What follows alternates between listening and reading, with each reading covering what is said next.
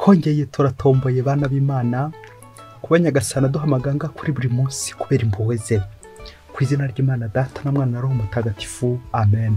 Amahoro bana b'Imana, nimuhumure, Imana iradukunda. Ije kutugera neza kuri wa kabiri w'icyumweru cya 18 mu byumweru bisanzwe, tariki 6 Kanama 2024, ubwo duhimbaza umunsi mukuru Yezu yihindura ukundi.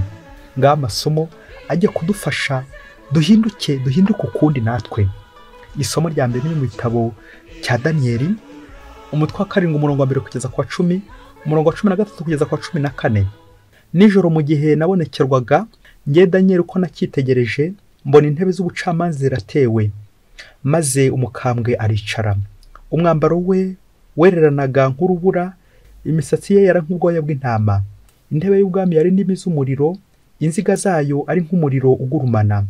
Uruzi rw'umuriro rwaravubukaga, maze rugatemba imbere ye. Urujya n'uruza rw'amagana n'amagana bariho bamukorera, ibihumbi n'ibihumbi bihagaze imbere ye.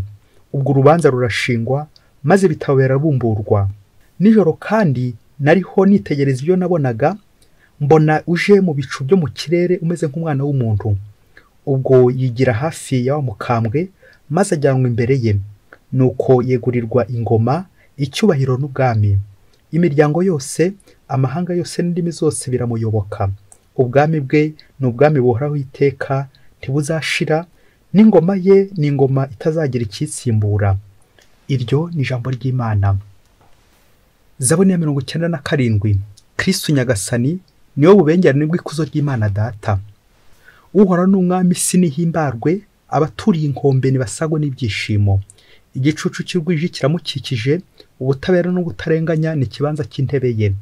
Imirabyo ye iboneshereza isi, ubutaka burabirabukwa, maze bwahinda umushyitsi. Imisozi irashonga nk'ibishashara mu maso y'uhoraho umutegetsi w'isi yose. Ijuru riramamaza ubutabera bwe, maze imiryango yose ikarangamira ikuzo rye. Kuko uhoraho uri musumba byose ku isi yose, utambutse kure imana zose. Kristo Nyagasani niwe bubengerane bw'ikuzo ry'Imana Data. Nyagasani Yezu nabane namwe. Amagambo mu Ivanjili ntagatifu ukwanditswe na Mariko, umutwe wa 9 umurongo wa 2 kugeza kwa 10. Muri icyo gihe Yezu ajyana na Petero na Yakobo na Yohana kwabo mu mpinga y'umusozi muremure. Nuko yihindura ukundi mu maso yabo. Imyambaro ye irererana, irabengerana, bitambutse kure uburyo umumesho ku isi yashobora kuyeza. Ubwo Eliya arabonekera hamwe na Musa baganira na Yezu. Petero niko guterura abwira Yezu ati, mwigisha, kwibera hano ntako bisa. Reka duhace ibiraro bitatu, kimwe cyawe, ikindi cya Musa, n'ikindi cya Eliya. Yari yabuze icyo avuga kuko bari bahiye ubwoba. Nuko igicu kirabatwikira, maze muri icyo gicu haturukamo ijwi riti, uyu ni umwana wanjye nkunda cyane, nimumwumve. Ako kanya barebye hirya no hino, ntibagira undi wundi bongera kubona uretse Yezu wenyine wari kumwe nabo. Mu gihe bamanukaga umusozi, Yezu abategeka kutazagira uwo batekerereza ibyo bari bamaze kubona, kugera igihe umwana w'umuntu azaba amaze kuzuka mu bapfuye. Bakomeza kuzirikana iryo jambo, ariko banabazanya bati, kuzuka mu bapfuye bivuga iki? Iyo ni Ivanjili ntagatifu. Bayoboke b'Imana, nimugire amahoro. Tugeze ni kuri buri munsi. Ndakwifuriza kuza kubona Imana, nurangiza kuyibona uyereke abandi buri munsi. Ntacyo byaba bimaze kujya gusenga ariko udahura n'Imana. Nyamvuga wa muhanga igira iti, niba isengesho ryawe ritaguhindura, wowe hindura uburyo ukora mu isengesho. Amen. Akenshi turasenga, tujya mu masengesho, tukajya mu misa, tukavugisha pure, tugasoma Bibiliya tugashengerera. Ariko se ibyo byose bimaze iki? Niba nta buryo bijya biguhindura mu buzima, byakungura iki niba ufite umushiha umunabi, mu gitondo ukaba ufite, ukaza kuwuryama no ku mugoroba, ukavyuka unafite umushiha? Ubwo se bishatse kuba utasenze? Umujinya nguwo, ibitutsi ngibyo, ingeso mbi ngizo uri kuzivurugutamo kandi wasenze. Umuntu wasenze wese agomba nyine guhinduka. Isengesho rihindura. Turi guhimbaza Yezu yihindura ukundi. Nawe ndagusaba kugira ngo uze guhinduka ukundi. Iri jambo ry'Imana ryo gutambuka iwawe rize kuguhindura ukundi, kuko buri jambo ry'Imana ryose Nyagasani aba yateguye interuro iza kugufasha, aba yateguye ijambo ryawe riri muri aho magambo y'Imana yose. Na niyo mpamvu iyo ugeze ku ijambo ryawe Nyagasani yaguteguriye ukomeza kugenda urisubiramo, ukavuga utakani ko Yezu yari yanteguriye, ukajya n'uburyo ubigaragaza usangiza abandi icyo Nyagasani nawe yagukoreye. Bishoboke ko utababwira nyirizina ibanga ryawe na Yezu uko byagenze, ariko ukajya n'ubuhamya uhereza abandi, kuko muri no si tubaho kubera ubuhamya bw'abandi, abadutanze imbere, abadutanze kubona, inararibonye, bose bakagenda baduhereza iki? Ubuhamya bwabo bw'ukuntu bahuye na Yezu. Ese wahuye na Yezu? Yezu yaraguhinduye? Mugeze mujyana na Yezu ku musozi? Iyo muhageze umusozi gusenga, guhura na Yezu, Yezu akindura ukundi nawe mu maso yawe ukamubona, nkuko Petero akabona Yohani bamubonye, maze bakamubona koko bakajya kumwereka abandi. Amasomo ni kuyazirikanaho. Numvise nza ko yaha umutwe bwa mbere amabonekerwa, nuko nkomeza ndatekereza ndavuga nti ariko abantu b'iki gihe uvuze amabonekerwa, buriya naza kurangiza bari kumbaza bati harya ko wabivuze tukaba tutigeze tubonekerwa. Nuko rero bamwe bakitega ko nza kuvuga amabonekerwa y'Irurude, Ifatima. Reka ngarukire ikibeho vuba kuko niho hafi tujya kwegera wowe nanjye, hafi yacu. Nuko abantu rimwe bakaza kumbaza bati harya ko tutumvise icyo wavugaga ku mabonekerwa, wabonye iki? Ko ntacyo twabonye kandi wavuze amabonekerwa. Nuko rero nakomeje mbitekereza uburyo abantu benshi bajya bahura iyo bavuze amabonekerwa ati bikema yabonekeye abantu, Yezu yabonekeye abantu. Rimwe na rimwe ugasanga ahubwo hari n'abari kwihangishwaho, ntabwo ushobora kumenya niba ari byo cyangwa atari byo. Gusa abantu benshi bakunda amabonekerwa mubyeyi, buri wese amva yabonekerwa. Niba uzasanga hari n'abari kuvuga mu ndimi, Ibifaransa bicuritse, Ibyongereza bihengamye, ariko nta jambo n'imwe watoramo. Kubera iki? Nabonekeye ukavuga mu ndimi. Abo rero abenshi tubatega amatwi, yewe n'abandi tubira ikinyuma ahari ibitangaza, amabonekerwa ashyushye tukaba twagiyeyo. Rero nirinze kwita ayo masomo ntyo kuri uyu munsi Yezu yihindura ukundi, aho kuyita amabonekerwa nahisemo kuyita ibonekerwa. Kubonekerwa kwari kugira ngo mbivane mu bintu byinshi cyane, mbiganishe iwawe nanjye, wumve ko nawe ushobora kubonekerwa. Ibonekerwa ngiye intego remezo tujye kuzirikanaho hamwe n'amasomo kuri uyu munsi Yezu yihindura ukundi. Ibonekerwa. Yezu yakubonekeye ryari? Wari wahura na Yezu? Yezu yari yakubonekera mwajyana na Yezu ku musozi, nawe ukihindura ukundi mu maso yawe nk'uko yabigenje kwa Petero, Yakobo na Yohani. Komeza ubyibazeho, nanjye ndacyari kubyibaza. Uze kuva aha ngaha wabonekewe ku giti cyawe. Akenshi ndifuza kuguha itegeko ryo kubonekerwa. Uzi ko hari ibintu utaruzi, uzi ko ushobora kuba ubonekerwa ariko utabizi. Ubundi ikintu abantu benshi turushanwa gusa no kubitangaza. Ati Yezu yambonekeye, ukabitangaza isi yose ikabimenya. Ati Bikira Mariya namubonye we. Nuko nyamakuru byose bigahura ati muze murebe umuntu Bikira Mariya yabonekeye, muze murebe umuntu Yezu yabonekeye. Twese tugahurura, ariko tukaza kwibagirwa ngo byari njya Mutagatifu Agustina ati Nyagasani Mana yanjye, iyo ngiza kumenya kare kose ko nagiye kugushakira kure, ariko naragusizi wanjye. Nagiye imisozi n'imisozi, ngenda Irurude, Ifatima, Ikibeho n'ahandi henshi cyane, ariko ngiza kumenya ko nagusizi wanjye mu mutima wanjye. Ngaho ingenzi muvandimwe, kubonekerwa. Ibonekerwa no guhura n'Imana, ngewe nanjye experience avec Jésus, mon experience propre avec Jésus. Ubuhamya bwanjye na Yezu buhagaze hehe? Mbere rero yo gukomeza tuganira ku ibonekerwa byawe nanjye, ubanze wumve ino nkuru maze kumbwira isomo ukuyemo. Uraza gusanga akenshi ujya ubonekerwa no kutarubizi. Iyo nkuru ikurikirana ubushishozi, kuko abahanga benshi kubera gupinga ntago bijya babishyikira cyane. Bakunda ibintu byo muri laboratoire, ubuhanga, science, ariko ibintu spirituel, ibintu by'Imana ni bake cyane bajya babishyikira. Ese ndi muri abo cyangwa nawe uri muri abo? Kurikira no nkuru rero iraza kugufasha kureba niba nawe ujya ubonekerwa, cyangwa niba ujya wumva amabwire, cyangwa niba ujya witanyira mu bande ujya ubonekerwa. Umunsi umwe hirya kure cyane muri Afurika, ngo umugabo wakundaga gushengera witwa Alani, akabikunda pe, agakunda Yezu mu Karisiya, gushengera Yezu mu Karisiya, bakabinshuti na Yezu baganira pe, akabikunda gushengera. Mubyeyi wari wajya gushengera nawe kumva Yezu neza muri guhura? Arani yaje kubigeraho we. Nuko igihe kiza kugera, Arani muri ubwo bushuti bari bafitanye na Yezu, busabanira Imana, iyo devotion kuri Ukaristiya, Arani koko akajya yumva na Yezu bari umwe nta cyabuze.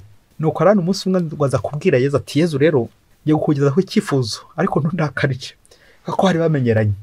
Yezu ati, ni ikihe se?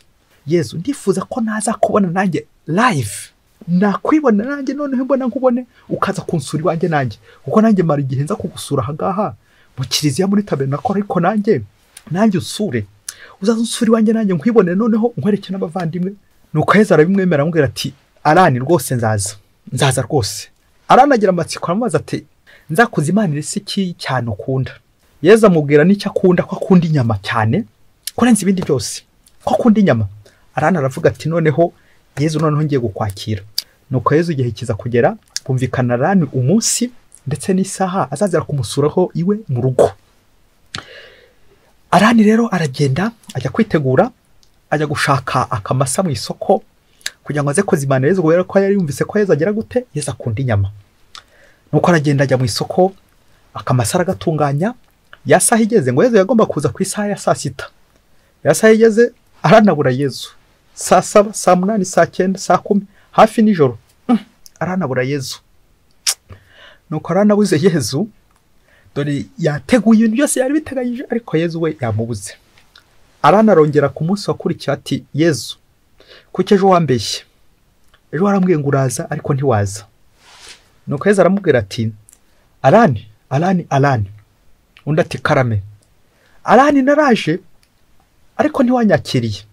Arani ati, ko ntakubonye, ngiye guhinira ahantu hatatu naje ntiwanyakira.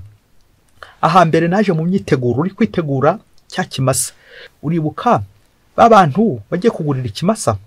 Uribuka ko utabishyuye? Kubera ko utabishyuye bagiye mu ideni, ubabwira ngo uzabishyura ari uko umushyitsi wagombaga kwakira yatashye. None ubu nturabishyura, inzara irabishe, bamerewe nabi, wabariye ideni, none wanze kubishyura rya deni ryabo.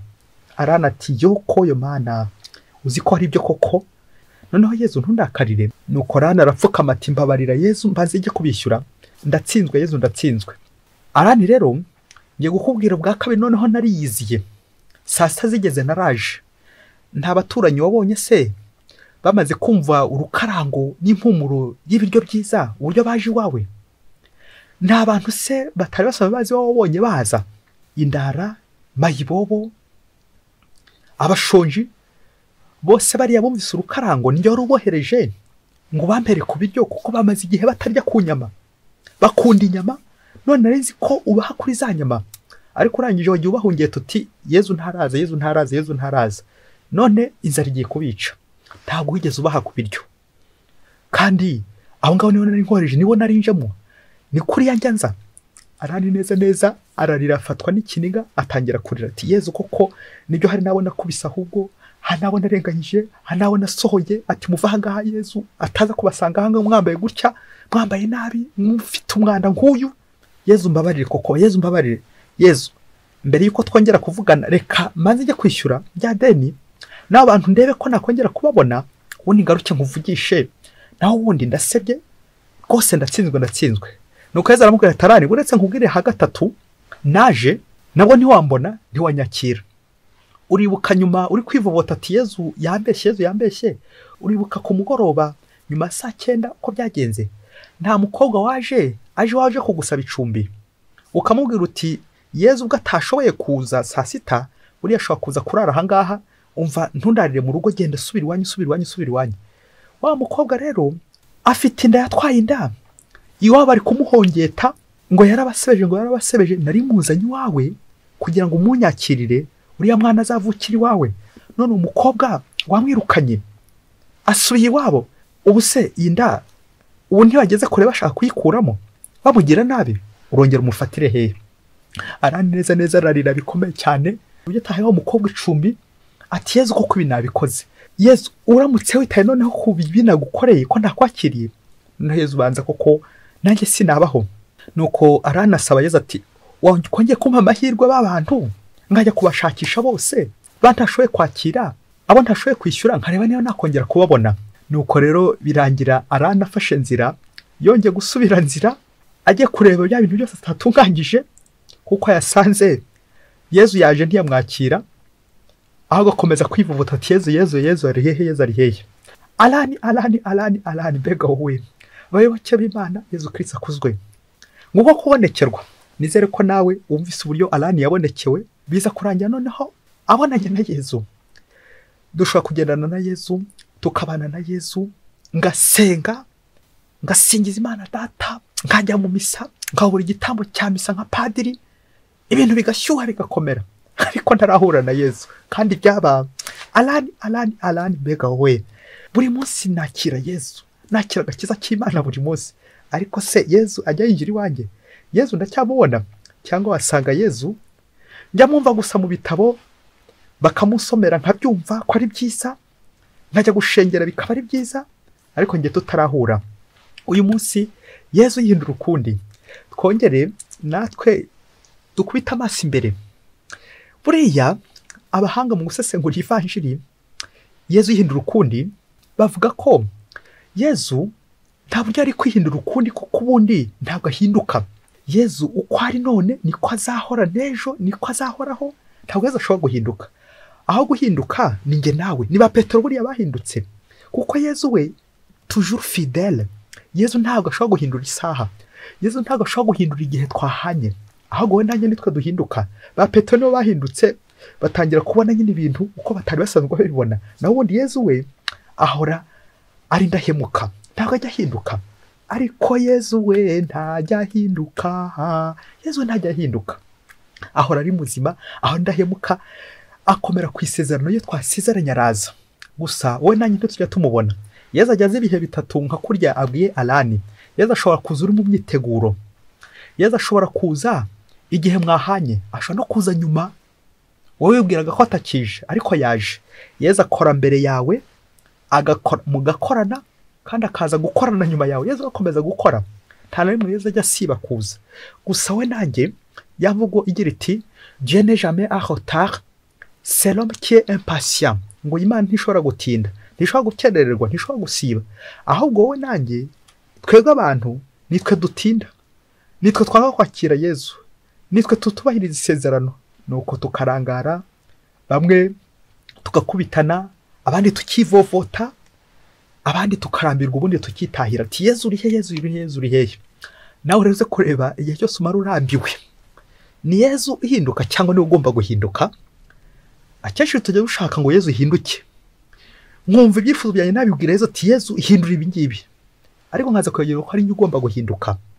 Ngahinduka ku ngeso mbi, ngahinduka ku bugugu, ku mushiha, nkishyura abandi.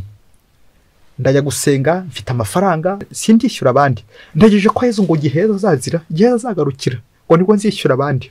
Ongereyo nta madeni ufite wanze kwishyura, nguteje ko Yezu azahindukira ryari koko? Yezu ntabwo ari kivejo, ntabwo ari kimanuka. Yezu agira abakoresha, agira abakoreramo, ashaka kugera no ku bandi. Ngo Yezu uhindura ukundi. Yezu agera iwawe ari umuturanyi, Yezu ashobora kugera iwanjye ari umukene, Yezu ashobora kugera iwanjye ari umushonji, Yezu ashobora kugera iwanjye yahindutse wa mukobwa bari guhungeta, Yezu ashobora kugera iwanjye agahinduka kandi ndi mu ideni. Ntabwo Yezu ari kwihinduranya nk'uruvu, ahubwo afata ishusho yanjye nawe, twebwe abakene, abapfakazi, indushyi, indembe, abantu babayeho nabi. Nuko rero nahura nawe wambaye ubusa, wambaye nabi, nkaguhungeta nkagukubita ati va mu nzira Yezu atambuke. Yezu ntabwo ari kivejo, ntabwo ari kimanuka. Yezu akorera mu bantu, Yezu akoresha abantu kugira ngo agere ku bandi. Yaba wabimenyaga, ntiwakongera kwima bagenzi bawe, ntiwakongeye kugira ubugugu, ntiwakongeye kugira konte zipfiningiye z'amafaranga, warimye abandi, abaturanyi birirwa bayura, bakarara bayura, nawe uri kugwa ivutu, bimwe uri kubisesagura, ikabare sinakubwira sesagura, byose bimwe ukabijugunya no mu ngarani, warangiza ngo ndashengerera, ndi umukristo, ndi imbere yawe Yezu, turi inshuti Yezu. Uri inshuti ya Yezu se? Uri inshuti y'abakene? Uri inshuti y'abapfakazi? Uri inshuti y'ababuraniwe, ababayeho nabi? Uwo ni wo Yezu rero ugomba gutabariza, uwo ni wo Yezu ugomba gutabara. Yezu dans la pratique, Yezu duhurira mu bikorwa. Naho ubundi uratekereza ukavuga uti Yezu amasengesho nyajyamo, ariko nta gikorwa na kimwe ujya usohoza. Ibikorwa byawe ntabwo bishyika kuri Yezu, kuko nyine utaramenya Yezu. Ndashengera ni byiza, alani urashengerera ni byiza ko kuri inshuti ya Yezu, ariko ushaka kuba inshuti ya Yezu mu magambo. Kubonekerwa ni cyo mubyeyi we, kubonekerwa ni iki? Warabonekewe? Uwabonekewe se yitwara ate? Ndifuza gusoreza ku bintu bitandatu, nawe uze kongeraho icya karindwi cyangwa n'icya munani. Byibuze nawe n'ibyo bintu bijya birangira ku munsi utarabonekerwa. Uvuga uti nanjye ndi alani ukeneye guhinduka, nkamenya ko Yezu akoresha abantu kandi akorera mu bantu. Reka nkubwire icya mbere. Icya mbere ni ijambo ry'Imana, aho mburira n'Imana, aho mburira na Yezu, aho mbonekererwa. Ibonekerwa rye ribera hehe? Ibonekerwa rya mbere ni ijambo ry'Imana rya buri munsi. Yezu yambwiye iki? Yezu avuga amagambo menshi ati, uyu ni umwana wanjye nkunda cyane unyizihira. Ugahita wumva, ese unyizihira n'indi wanjye? Njyewe se ndi umwana w'Imana wizihira Imana? Nuko ijambo ry'Imana rikagutambukamo, ndetse ku munsi wose ukagenda uvuga kagufashije. Yesu naka kamfashije uno munsi. Ubutumwa Imana yashize kukugenera uno munsi. Akenshi ijambo ry'Imana riratambuka ntituryumve, kandi ari Imana yavugaga. Ariko gucya abantu bafata amadisikuru tukagenda tuhererekanya ku mbuga menshi cyane, ariko ijambo Yezu yambwiye ryo sinze kuyihererekanya. Buri jambo ry'Imana ujye uryumva ujye uvuga uti, dore ko Yezu yangeneye uno munsi nakagaka. Ugashyireho ugacaho uturongo dutanu. Dore ijambo ry'uyu munsi ryanjye. Uriya nawe yamugeneye irye, Petero yamugeneye irye, Yohani yamugeneye irye, Yakobo yamugeneye irye. Twese Yezu afite buri wese ukuntu yagiye amugenera ijambo rye. Aha kabiri ho kubonekerwa ni ibimenyetso Yezu aduha. Yezu ashobora kuguha ikimenyetso, akaguha ikimenyetso cy'umuntu utishyuye, nuko akaza kumukwereka nijoro ati uriya ntiwamwishyuye. Nuko ugasubira inyuma ukabonekerwa uti uriya muntu ntiwamwishyuye. Umutima ukahinduka uriya muntu ntiwamwishyuye. Nuko rero ikimenyetso aguhaye ukaza kukizirikana. Ushobora kuba uri kujya ku rugendo, ariko ko wagera mu nzira, inzira igahinduka ugasanga inzira yarafunze. Aha, nyuma niba uzatekereza uti uzi ko inzira yafunzwe kugira ngo ntazayoba, hariya bakabangiriye nabi. Nuko rero ya nzira yindukanye ibimenyetso duha ku nzira. Ibimenyetso. Ibonekerwa ya kabiri ni muri mugenzi wanjye umuhanuzi Imana inyoherezaho, akambwira ijambo. Haryambwira ijambo ryo kuncyaha. Ese njya mwumva? Haryambwira ijambo rinyobora mugenzi wanjye, wa muntu tubana, wo mubana mu rugo rwanyu. Uwo nawe urabonekerwa iyo uri kumwe nawe kandi ukamwumvira. Mu byiza ariko aha kane tugeze, usibye umuntu wa muhanuzi w'Imana, nyuma twabonye ibyanditswe bitagatifu, tubona ibimenyetso, tubona ndetse umuntu cyangwa umuhanuzi w'Imana. Aha gatatu ari umwana yaguhanurira, ari umukuru yaguhanurira, kumutega amatwi. Aha kane ngiye kuvuga ndetse hari buze no kugutungura, aho twabizirikanye mu isomo rya mbere, igitabo cy'umuhanuzi Daniel. Nijoro, ako kantu umubyeyi, nijoro rero abantu bararyama. Akenshi amasaha yacu ya nijoro dukunze abantu benshi gusindamo, abandi bakajya mu ngeso mbi z'urukozasoni nyinshi cyane, bakaza kubera ko nijoro n'Imana ibikiri kuvuga. Nyagasana bakiri kuvugana nijoro aravuga, ku manywa aravugana nijoro akavuga, ariko cyane cyane nijoro. Impamvu Nyagasana avuga nijoro nuko ariho nyine abona abantu batuje, kuko Imana ntiyo mu rusaku, ivugira ahantu hatuje. Akantu wakumvise mu gihe cy'ijoro, ko ijoro ryawe ryagombye kuba igihe cyo guhura n'Imana, kubonekerwa, ugahura n'Imana kandi ukayibona. Amajoro yacu, icyakubwira uburyo amajoro yacu ari mu bukungu, aho duhurira n'Imana. Muri Bibiliya uzasanga hari ingero nyinshi cyane z'abahuye n'Imana nijoro, ba Yakobo, ba Yosefu, bagahura n'Imana mu nzozi. Ako kaka niko nashaka gutindaho, inzozi ariko kanamenye no kuzisobanura neza, hato utaza guhusha ukaza nko kurota. Nuko Yuda ariyahura, ubwo nawe ukaba uriyahuye nyine kubera kurota nabi. Warose nabi burinda bucya. Inzozi zanjye nyampuriramo n'Imana, ikanyobora, ikamburira, kuko inyohereza umumarayika wayo. Reka noneho njye ku kagatanu. Akagatanu kitwa umutimanama. Nijwi ry'imbere rikubwira riti iki ni cyiza gikore, iki ni kibi kirekene. Imana ishobora kohereza umumarayika wayo, roho w'Imana, ijwi ry'imbere. Ibi byose ni ibintu byose, ni imvugo y'Imana, imvugo ya Roho Mutagatifu. Imana ikorana natwe mu mutima. Kubonekerwa, guhura n'Imana mu mutima. Umutimanama mubyeyi, ni ahantu hakomeye tubonekerwa, ni ahantu hakomeye.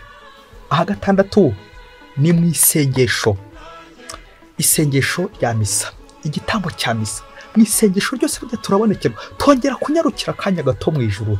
Gusenga ni ukunyarukira akanya gato mu ijuru, guhimbaza igitambo cya misa kiduhuza n'ab'ijuru, aho nyine wabonekewe. Abantu benshi ikibabaje tujya mu misa ariko ntitujya tubona Yezu, kandi Yezu noneho arahari live, arahari noneho nka kwa kundi kwa Alani, ariko ngiye simubona kandi Yezu arahari. Noneho ako nasorezaho ka karindwi k'inyongezo naryo ni isengesho, ariko by'umwihariko isengesho ryo gushengerera nka bijya Alani yakoraga. Yahuraga na Yezu bakaganira ko kuba inshuti ya Yezu, so familiarisé avec l'Eucharistie. Eucharistie rwose ngahura na Yezu. Burya abantu benshi turiruka inyuma y'imisozi, ariko yabamenyaga ko mu gitambo cya misa tubona Yezu tukabonekerwa. Yezu aramanuka, Yezu gitambo, funguro ndetse n'inshuti tubana. Aho hagatatu rero harakomeye, ya nshuti gushengerera, kongera kugaruka kugira ngo mpure na Yezu. Bityo simere nka Alani wishyuza Yezu ati ko Yezu ko ngenda kugusura wowe uko utaransura. Yezu nta munsi n'umwe atagusura, ahubwo we nanjye niko tutamusura. Ujya usura Yezu kangahe mu ishengerera, mu isakame y'Eucharistie, visite au Saint-Sacrement ni kangahe utabeshye. Nuko Yezu njya mu misa ndasenga, ariko susura Yezu kangahe kuri kumurenganya ati Yezu nanjye uzasure. Yezu we akora mu gitondo, agakora ku manywa, agakora nijoro. Iminsi yose Yezu bari gukora, Yezu akora mbere yawe mu myiteguro uri gukora, Yezu akaza igihe mwahanye, na nyuma ya zeru Yezu akomeza gukora, na nyuma yawe uwo wasinziriye Yezu akomeza kugenda akora. Yaba nari mbizi nakamenye ko nanjye nyuma y'uko mvuye ku musozi mvuye guhura na Yezu, n'ubundi Yezu akomeza kugendana nanjye mu butumwa. Bityo nkamera nka Petero, Yakobo na Yohani, bamubona ngakomeza gusigasigwa ibyago, ibitotezo, inzara. Uko yateguraga Petero na Yakobo na Yohani byo bazahura nabyo mwibonekerwa, abahishura ubuzima bukomeye bagiye kunyuramo inzira y'umusaraba igoye, niko nawe iyo uhuye na Yezu aguha gukomera ibigutoteza. N'inshuti ye nyine magara, kuko azamukana agahitamo bakeya bajyana. Inshuti ye magara hari Yezu, ntabwo itana n'imibabaro n'imisaraba, kubera ko Yezu bahura, Yezu akakubwira ati komera hariya, wicike intege turi kumwe. Inshuti ya Yezu barahorana. Nta mpamvu rero kwishyuza Yezu uti Yezu aze kunsura, kandi Yezu ari muri abo bavandimwe baje kugusura, babandi utishyuye, babandi wirengagije, babandi wanze gucumbikira. Yezu ari muri abo bose. Icyawe ngewe nawe kongere twibutse igihe tubonekerwa. Buri munsi Yezu aratubonekera, buri munota, buri segonda, mbere, mu gihe na nyuma. Yezu ndahama gutubonekera buri munsi. Ngwifurije guhura na Yezu buri gihe. Yezu aguhindura ukundi, maze nawe nugera mu bavandimwe umanutse ku musozi, uberera imbuto nziza, imbuto zidasharira. Ubabwire neza, ubishyura amadeni, ubakire neza, ubahe ku cyo kurya, ubahe no ku nyama. Ibyiza ufungure, ubafungurire, hanyuma unabafungurire buri munsi. Yibukiro rya kane mu bikiro y'urumuri, Yezu yihindura ukundi, dusaba inema yo kumurangamira no kumwumvira. Mwese Imana ibaho umugisha. Imana Data na Mwana na Roho Mutagatifu. Amen. Padiri Masumbuko Ladislas wa Diyosezi ya Cyangugu.